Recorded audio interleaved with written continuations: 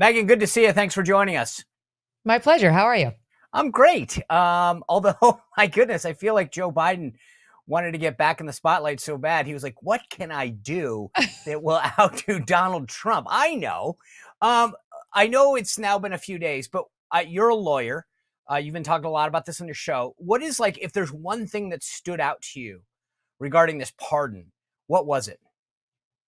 Well, it's not the legal aspect. It's the leftist surprise. like, I, You mean you I thought it was just, coming all along? of course, Yeah. of course. Everyone did. Everyone who consumes media that is somewhat right of center suspected that. Only these lefties who are believing MSNBC, like, he's so noble. Look at the difference between him and Trump. This is why we need him or Kamala or a Democrat instead of the evil Trump. They respect the rule of law. Only those people are like, ah, the betrayal. Or they're running with, you know, genuine change of heart, under a dark sky in Nantucket. Yeah, it came to him that he needed more love in his life and he had to do this. Come on. Those of us who've been covering him honestly know he's a lying liar who lies. And we were not surprised to hear yet another lie proven out this week. All right. You're the lawyer. I just watched Law and Order, but let me just play this with you as if you're the witness and I'm the lawyer. Ms. Kelly, you're a parent, correct? Correct. Would you say that as a parent, you would do anything for your child? Pretty much. Okay. So if you express concern for your child as a motive for doing something, do you think it's fair that if you're going to play that card, that you have to first agree to acknowledge all of your grandchildren? I think, yeah, you can make the strong case. Yeah. Little Yeah. Navy Biden deserved at least a shout out before we got to So grandfather. the thing that I love is that he lied to us repeatedly. It wasn't like anyone didn't know that Hunter had addiction issues or had been convicted. And then suddenly it was like, but he was just being a concerned father. And I'm like, well, wait a second. What, he wasn't a concerned father a month ago, 2 months ago, No. 5 months ago? And if you're going to allow him to play that card, how do you then not acknowledge that same child that you're concerned with's daughter? Yeah. The existence of Navy Biden. Right. And he was so cruel, and so was his wife, Jill Biden, throughout on that. No, of course, no one who's been following this story thinks anything other than that Joe Biden is a cad. He's a terrible father. I mean, honestly, like, his daughter Ashley's got some very serious issues. Hunter's got some very serious issues. And I do believe they probably had an absentee dad for most of their life because he was in Washington and they were in Delaware. And I think this concoction that he was just home and he was this regular Joe taking care of them is really not true. It was born out of sympathy for him, out of the terrible tragedy that took the life of his wife and their sister, Hunter and Bose. But the truth is, Joe Biden is not a good dad. No good dad who knows that he's got an addicted son, and I do mean a serious addict, would have allowed him to be in the prominent roles he was with respect to Burisma and CEFC.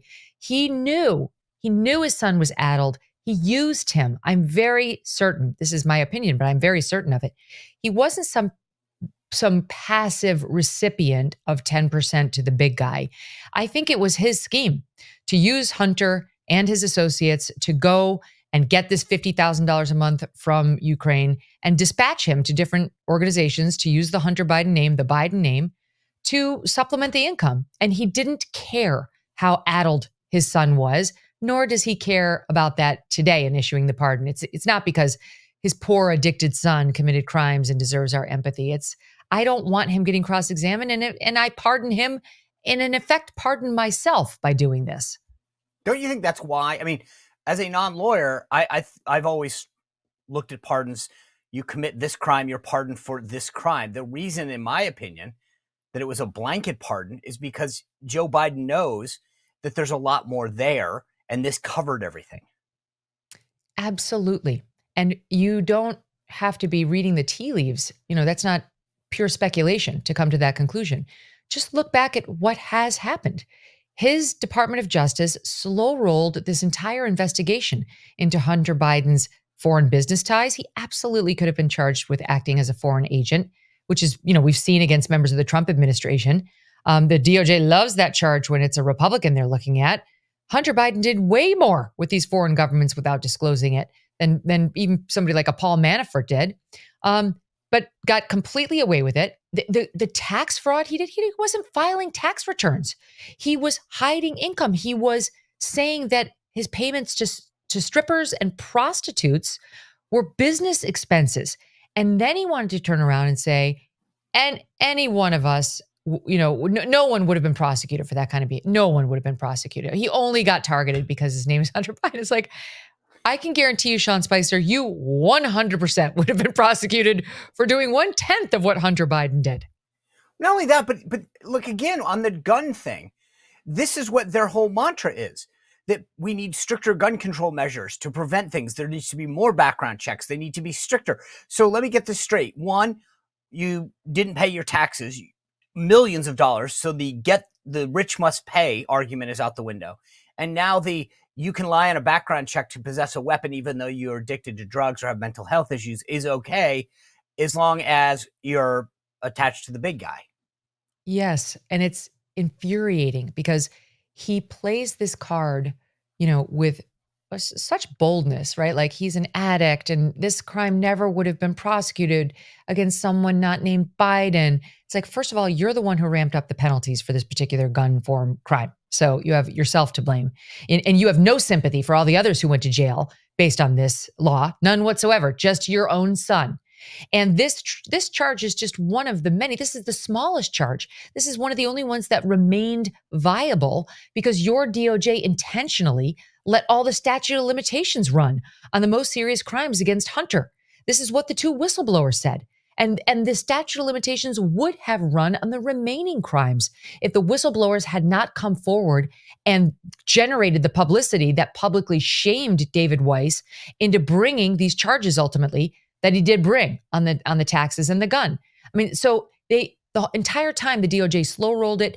It worked to great effect to protect Hunter. And only when the whistleblowers came forward and said, this is an outrage, did they kind of have to bring the remaining lame charges that would have been brought with gusto against anyone.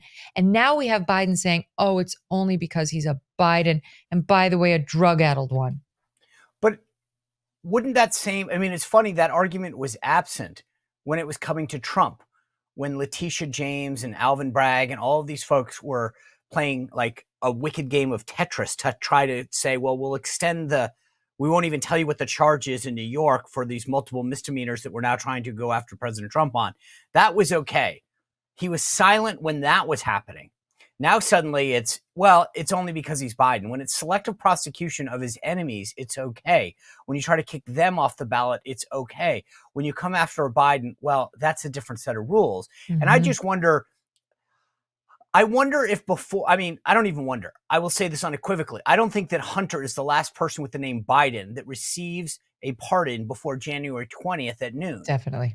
I agree. Jim Biden's definitely going to get one. And maybe we'll see Joe Biden pardon himself, which I think Trump should do when he assumes office. He should definitely not leave office without pardoning himself. These vultures are going to go after Trump again. Even Jack Smith, in dismissing the two federal indictments against him, wanted them dismissed without prejudice, meaning he can refile. So there'll be a legal challenge about whether Trump can pardon himself, but he should definitely try and get that going. And maybe Joe Biden will cross that bridge first, because I do believe he was part of the Biden family crime family. I think there's plenty of evidence he was involved. Wait, I want to say one other thing. What's worse? Not filing any tax returns when you've made millions of dollars, not disclosing any of the income that you've made that you don't think you have to pay taxes on, and lying about, your stripper expenses being business expenses, or writing down in a book that a NDA payment is for legal services as it was negotiated by your lawyer, and then putting that book on a shelf and no one ever sees it or relies on it in any way. Those are the two alleged crimes. Even with the banks, by the way, on the other charge they got him in New York, it wasn't that there was a victim. They literally were making up. The banks were like, no, we're good. We were happy with our interest payments that we got off the loans that he took. We paid them in full. And yet they're going after him, but he didn't actually pay his taxes. This is a mantra of Democrats. The rich must pay their fair share, except when your name is Hunter. And I think that to me it's the hypocrisy, which is not shocking in Washington. I mean, let's be clear. But let me just pivot to this, because there's this school of thought within some. I'm not one of them, but there are some that say President Trump should be the bigger man. He should forget all of this. Let Biden retire to Rehoboth or whatever home he goes to, and move on and pivot and not investigate any of this and let Hunter go off into the wilderness. And we should be the bigger people and turn the page.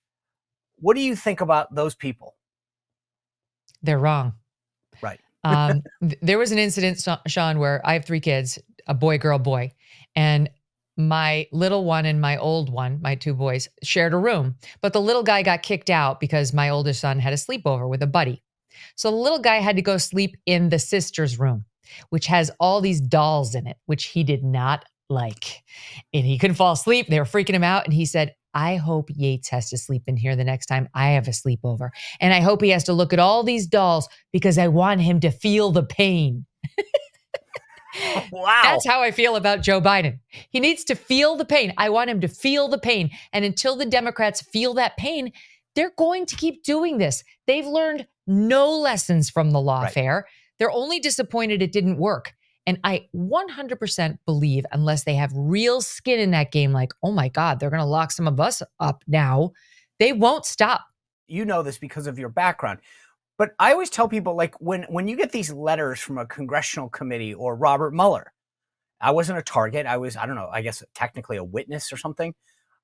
You're spending thousands of dollars not just to be represented so that you don't say something stupid or contradict something that they have or what have you. And I'm thinking to myself, to your point, like these guys sit back and had no problem perpetuating that. The Sunday shows still have Adam Schiff on, despite the fact that he lied about the weaponization of intel using his position as a member of the House Intelligence Committee about what was in those documents, and they pay no penalty for that. We get dragged into a congressional committee or to a lawyer or to a federal prosecutor. You have to have an attorney who has a paralegal who has 2 friends. They all get paid something. And no one cared about the consequences of all the collateral damage that happened. And I'm with you. It's like at some point, why do we constantly have to be the better people? Let them understand what it's like to be investigated. Maybe at some point they'll stop, because here's the thing. I don't believe if we're the better people now that Jamie Raskin and Adam Schiff will stop. They'll go, okay, as soon as they get the House back, they're going game on again. Absolutely right. I mean, this is what led to my reunion and reconciliation with Steve Bannon when I was in the midst of the lawfare, and I said, oh my God, like I never thought I'd say this, but Steve Bannon was right. We need Steve Bannon. You know, we need to fight dirty. And Steve is pretty open about the fact that he's fine with that if, you know, given what the stakes are. And we are talking about serious stakes. It's not just the presidency. We're talking about the United States of America and its future and whether we're going to have any sort of institutions left. And I mean, like, look at Steve though, and he was on the show the other day. I didn't realize this. He's the only person to ever serve that sentence as a misdemeanor in Danbury. He was like, do you understand that this wasn't a Camp Fed? He's like, this is a real prison. I'm the only person in the prison's history to serve time there for a misdemeanor. And no one cared because it was Steve Bannon and he's the devil and we need to get him. But the man went to jail for 4 months, lost 4 months of his life because of a sham committee. That, by the way, we now know, I mean, not to get off on a tangent, that Liz Cheney went around Cassidy Hutchinson's attorney, Stefan violated ethics. Right, violated ethics, but it's all in pursuit of what I call the greater good. As long as Democrats are doing what they believe is in the, quote, greater good, it's okay. And it doesn't matter if the law is actually followed. Nobody is feeling bad for Steve Bannon. But the reality is that some of these folks where lawfare has come into play have been financially crippled. Their careers have been destroyed. Stefan Passantino got dragged through the mud, the attorney that represented Cassidy Hutchinson. And it's only now that we find out that Liz Cheney and Alyssa Farah were going behind his back and having secret meetings with his client, Cassidy Hutchinson, and Liz Cheney to subvert testimony from her. It was insane. Knowing she was represented by counsel. They knew that. Correct. And she's a lawyer and she didn't care. So it's definitely an ethical violation.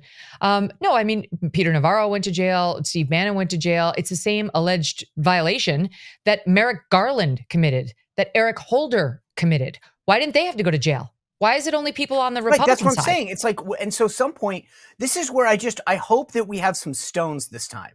Like all of these congressional committees that the Republicans control, at least for the next 2 years, have subpoena power. Get these folks in there, get them under oath, and now go refer them to a Department of Justice controlled by a Trump Department of Justice Attorney General, and do Mhm. what they did. Why are we the only ones that have to suffer for this financially, career-wise, reputationally, etc.?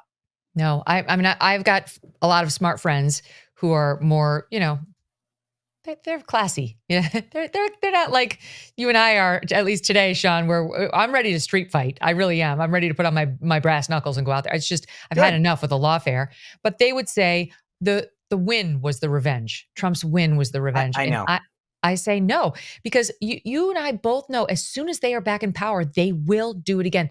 They've learned nothing, and so let's look into what Shifty Shift has done. Is there, I'm not saying like charge him when there's no evidence, but wouldn't we like to kick the tires a little bit on like his, whatever, the daughter's money raising scheme? Or what about Hillary Clinton? That I bet there's plenty of gold to mine in the Clinton Foundation. Sure would like to, I wonder if there'll be an anonymous tip from somebody that might cause the DOJ to get interested. I'm just saying, I'm sorry. I know it's untoward. I know it's not highbrow, but those days are gone thanks to the Democrats. And the only way to get back to them, which is the end goal, is to make them feel the pain. They too must suffer or they'll continue.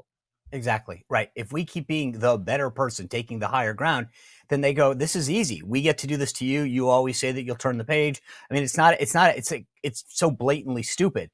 We need to show them that two can play the game. And speaking of that, there's been a lot of discussion about the White House briefing room. And I have a column that I'm putting out tonight in my newsletter that I talk about where reforms can get made. But a lot of people think that the White House briefing room should get opened to people like you, Joe Rogan, etc. And I've made the case that like that's available now. If Megyn Kelly wants to go on down to the White House briefing room, well, maybe not under Corinne Jean-Pierre, so I take that I was back. going to say, But now? but I don't know but about but now. when I was press secretary, anybody could get a day pass. That was a dirty little secret. You really want to come to a press briefing or come into a White House, just call yourself a journalist. I approved every single one of them, every one, for a day pass. I even approved, I think, every hard pass. But the reality is that if you want to come, but the question I have for you is, as they mull over these changes, both in protocol and procedure, what would you like to do? What would you like to see? Because obviously you do a show every day. You don't have the capability. I brought in 4 people by Skype every few press conferences where I allowed them to come up on a screen, ask a question, get treated like a journalist in the press briefing room. As somebody who does a show every day, do you want to see reforms? Do you want to have some role yourself or your team? What would you want to see?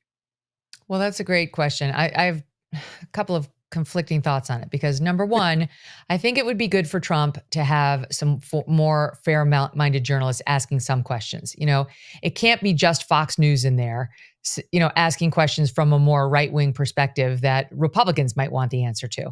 And I'm not talking about a love fest, but take some random issue like, well, let's take abortion. Okay. The Democrats are obviously, and that means all the media that's in there are going to come at that, whatever he's doing, if he's doing anything, and I don't think he will, but they would always come at it from the left. And it's not that a Republican would stand up there and say, yes, defend your wonderful policies, President Trump. It's that somebody from Fox or somebody from right-wing media might stand up and say, does this go far enough? Like, have you done something to protect doctors from having to perform these procedures? Questions that are interesting and relevant to the right half of the country. It's not a love fest. It's kind of hitting the press secretary from a different direction. It doesn't mean you're lovey-dovey. It means I understand what's important to this other half, the half that put him in office, and I'm here to ask their tough questions. So I think it would be good to have more of those folks in there, both under a Democrat and a Republican. But politically, what's best for Trump is to have it be as adversarial as possible. That's what the people want.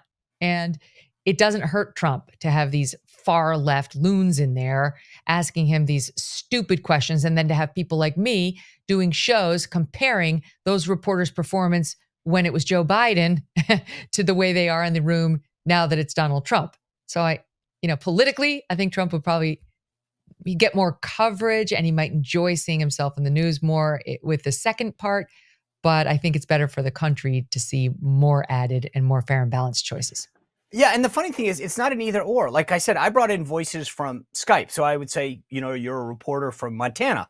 I brought in some from Rhode Island, where I grew up. I brought in talk show host Lars Larson came in. I think he's Oh out in yeah, Oregon or Washington. I remember And Lars. and the point was, to your question, to your point, it wasn't some like right wing love fest. Like, hey, Sean, is Donald Trump great or the greatest? Please answer. It was, I think Lars asked something about federal land use and whether or not the government's role was going to be curtailed. And I mean, a very interesting question for a lot of Americans, especially out in the West.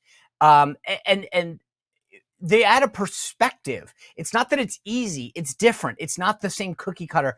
And so I agree with you. I don't think that it's an either or. It's just get more voices in. And the other Well, I thing like that. I like doing both. call on them.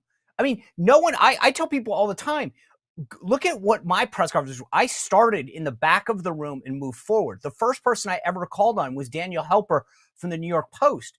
These guys feel like because the White House Correspondents Association tells them, this isn't, go look it up, White House Correspondents Association.org or something. It says traditionally the Associated Press gets the first question. Then the press secretary is encouraged to work down the front row, the Washington Post, NBC, ABC. My view was, I don't care what you think. This is my press conference, not yours. I represent the president, not you.